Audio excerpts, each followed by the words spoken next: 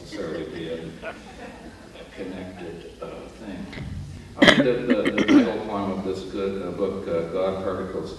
I didn't know, I just found that title in my notebook, and I didn't know that it had something to do with physics. Some guy has some theory that there's God particles, something to do with physics. I couldn't have understood it anyway.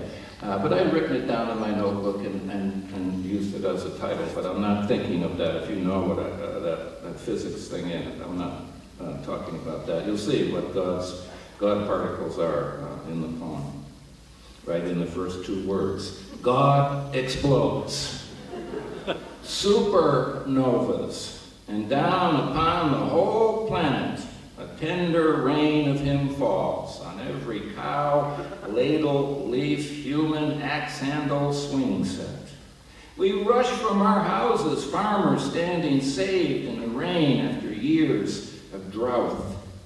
Like snowflakes, each God particle is different, though unlike snowflakes are warm and do not melt, but are absorbed by the skin.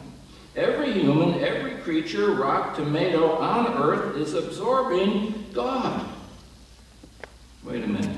Who just asked, why did God explode? And why ask this far into the story? I believe he did it to himself. Nobody walks into God's house, his real house, on a hill in Beulah land. Nobody walks into his house wearing a suicide belt. No planes fly high enough to drop a bomb on his house. No one will trespass to plant an IED in his driveway. Why did God do it? Guilt because he sent his son to do a job he should have done himself? I don't think so. God knows there's no reason for God to feel guilt. I think he was downhearted, weary, too weary to be angry anymore, or vengeful, or even forgiving. And he wanted each of us, and all the things we touch and are touched by, to have a tiny piece of him, though we are unqualified for even the crumb of a crumb. So God blows himself up.